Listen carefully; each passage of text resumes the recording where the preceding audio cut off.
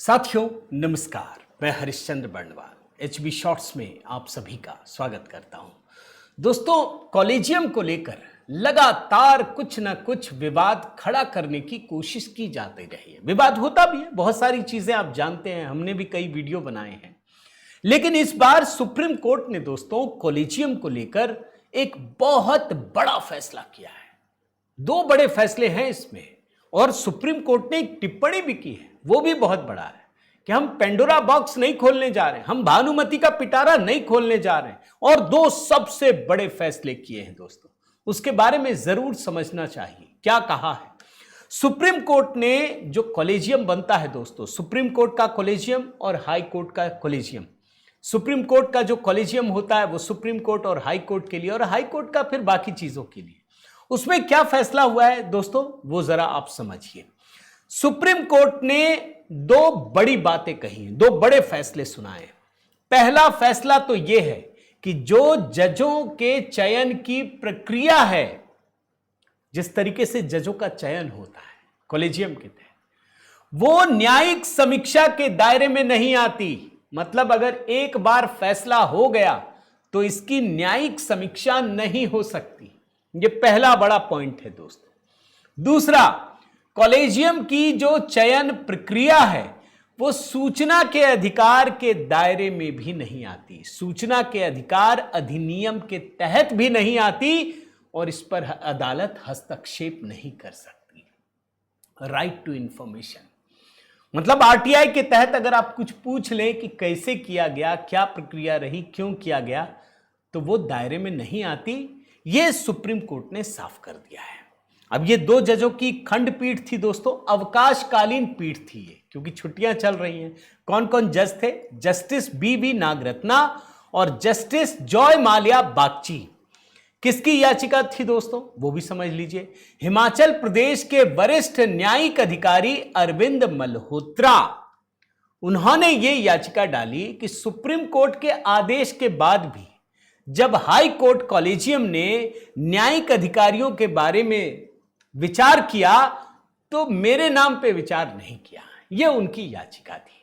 अब supreme court की पीठ ने क्या कहा, साफ शब्दों में वो समझ लीजिए।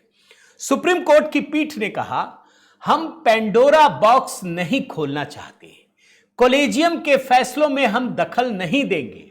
अदालत ने कहा कि जजों के चयन की प्रक्रिया पूरी तरह कॉलेजियम के सब्जेक्टिव सेटिस्फैक्शन पर आधारित होती है, और इस प्रक्रिया में न्यायिक हस्तक्षेप की कोई गुंजाइश नहीं है।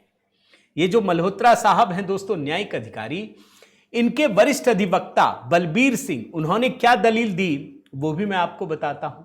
इन्होंने दलील दी कि 6 सितंबर 2024 को सुप्रीम कोर्ट ने अपने फैसले में हिमाचल प्रदेश हाई कोर्ट के तत्कालीन चीफ जस्टिस द्वारा दो वरिष्ठ न्यायिक अधिकारियों, जिनमें अरविंद मल्होत्रा भी शामिल थे, उनकी उम्मीदवारी पर एक तरफा फैसले लेने को गलत ठहराया था।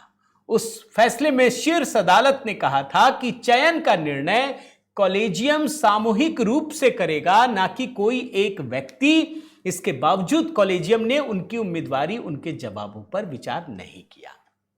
मतलब ये जो अरविंद मल्होत्रा है दोस्तों, जब विचार हो रहा होगा ना तो उनको लग रहा होगा यार ये तो हमसे जूनियर है, इनके नाम पे विचार किया, हमारे नाम पे नहीं किया। तो वो गए, फिर सुप्रीम कोर्ट गए, फिर उन्होंने इस बात को सामने लाने का प्रयास किया। अब जरा सुप्रीम कोर्ट में जो दलील दी गई इनकी तरफ से, जरा वो सुनिए। सुप्रीम कोर्ट ने इस दलील को स्वीकार नहीं किया। पीठ ने कहा कि कॉलेजियम द्वारा किसी उम्मीदवार की उपयुक्तता का आकलन कई पहलुओं के आधार पर किया जाता है, और केवल वरिष्ठता किसी व्यक्ति को हाई कोर्ट जज बनाने का अधिकार नहीं देती।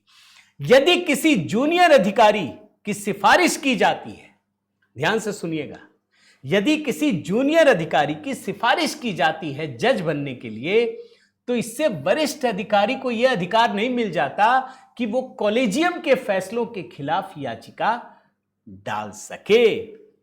सुप्रीम कोर्ट ने कहा दोस्तों कि संवैधानिक अदालतों में जजों की नियुक्ति के लिए उम्मीदवारों का चयन ना तो न्यायिक समीक्षा के लिए खुला है और ना ही सूचना के अधिकार कानून के तहत जानकारी मांगने का विषय है। और अदालत ने यह भी कहा दोस्तों कि एक बार हाई कोर्ट कॉलेजियम की सिफारिश पर सुप्रीम कोर्ट कॉलेजियम सभी उपलब्ध दस्तावेजों और सरकार से प्राप्त सामग्री पर विचार कर अंतिम निर्णय ले लेता है तो उसके बाद न्यायिक पक्ष से उस निर्णय की शुद्धता पर बहस नहीं की जा सकती। एकदम क्लियर कट है, कोई गुंजाइश नहीं। यह सुप्रीम कोर्ट ने एक तरीके से गाइडलाइंस दे दिया, बता दिया। इससे आप समझिए 2-3-4 बड़ी बातें हो गई दोस्तों। पहला, जो कॉलेजियम का फैसला है वो न्यायिक समीक्षा नहीं हो सकती। दूसरा, आरटीआई के दायरे में नहीं है। तीसरा, आप पूछ नहीं सकते कि भाई ये मेरे से जूनियर था, आपने क्यों बना दिया। भाई सुप्रीम कोर्ट बहुत सारी चीजों पे विचार करता है, तो आप इस आधार पे निर्णय नहीं। चौथा, कि अगर हम अभी सुन ले, मान लीजिए आपके केस को, फिर तो पूरा का पूरा एकदम पेंडोरा बॉक्स बोला है कि ये तो पूरा खुल जाएगा, और हम ऐसा नहीं कर सकते। तो ये कॉलेजियम को लेकर एक बहुत बड़ा फैसला था दोस्तों, जो मैंने आपको देने का प्रयास किया है। उम्मीद करता हूं ये वीडियो आपको जरूर पसंद आया होगा। बहुत टेक्निकल था, इसलिए मैंने मीडिया रिपोर्ट को आधार बनाकर पूरी रिपोर्ट दी है दोस्तों। आपसे निवेदन है कि आप HB शॉर्ट्स को जरूर अधिक से अधिक सब्सक्राइब कीजिएगा दोस्तों। इस वीडियो को शेयर कीजिए, लाइक कीजिए, बेल आइकन दबा दीजिएगा, ताकि जब भी नए वीडियो बनाऊं तो आप तक पहुंच सके। बहुत बहुत धन्यवाद। जय सिया राम।